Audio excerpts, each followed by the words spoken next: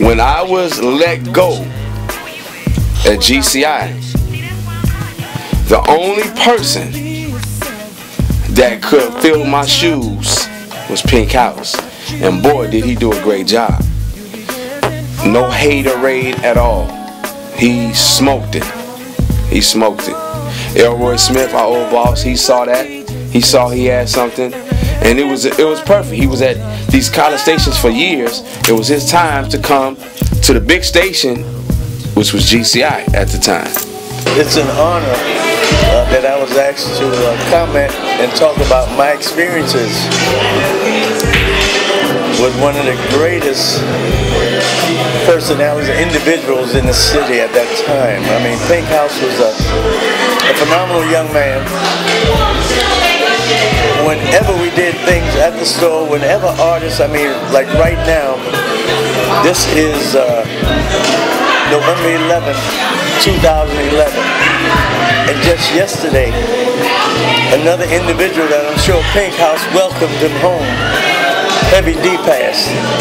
And one of the times that Pink House was at the store for an in-store, it was for Heavy D's in-store.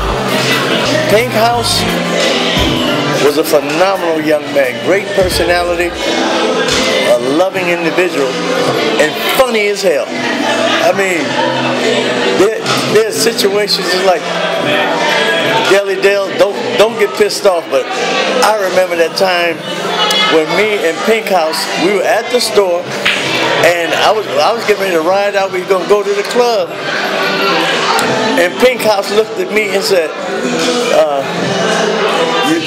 "You think I should ride with Deli Dale?" I said, "Well, when you shook hands with Deli Dale, where did his hand go?" Damn near poked your eye out there. And so that was some funny shit. Every time I go to Harold's Chicken, I think of Pink, because anytime people would go visit Pink when he was on the air, they had to bring him a bucket of Harold's Chicken. Who eats a bucket of chicken? Like, seriously? A bucket? And I mean, he could murk a bucket of chicken. And when I see the color pink, I remember how much Pink hated pink, so that's even funnier to me as well. We used to, of course, go to Harold's Chicken and eat, which that was like always a blast because everybody there knew him. And a couple of things I remember about Pink House is one time he did an interview with Left Eye from TLC, and he was so mad because she actually belched during the interview. And he was like, "Cat, I was so mad at her. They were about to name her right eye. I was going to hit her in her right eye." So little stuff like that was just really hilarious. But I just remember being a shorty, you know what I mean, listening to KKC first, you know what I mean. That's why I got introduced to Pink House on KKC. You know what I mean? He was playing it wasn't a lot of places you could listen to rap music or you could hear rap music, you know what I'm saying? WKKC was one of those places. And he just really kept you in tune, you know what I mean? With the new, the hot, the latest, you know what I mean? And when he went over to 106 and Jams, he was like really breaking records over there, you know what I mean? He was doing stuff like, he was playing records that would have never got played, you know, mainstream radio, you know what I mean? I was able to hear Psycho, that's the first time I heard Psycho Drama on the radio, Money Making Soldiers on the radio, The Chamber on the radio, you know what I mean? He loved, you know, supporting hip-hop and supporting Chicago artists. And, you know, just playing stuff that wouldn't normally be played on the radio. And he broke a lot of different records. He was a pioneer when it came to the radio, when it came to playing Chicago hip-hop music. And it opened up a lot of doors because after he did it, then you start, you know, seeing a lot more of the radio playing, you know, mainstream radio playing Chicago music.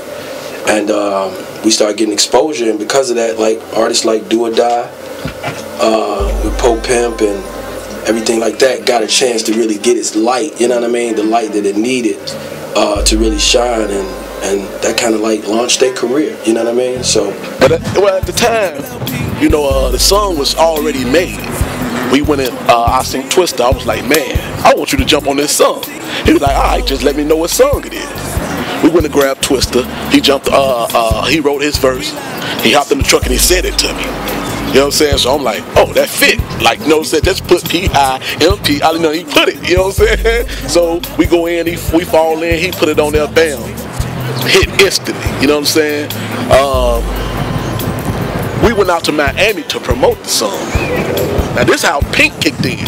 We went out to Miami to promote the song. He was meeting up with some DJs that supposed to pick them up, but they didn't.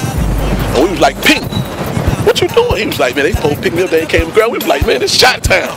You know what I'm saying? Come on, let's ride, yo. And we went and grabbed them a hotel in Miami and told them, do you. Whatever you need from us, we got you. He said this. He said, when we get back, I'ma break that song for y'all. Pink went in on that song, and that was it. The song was broke.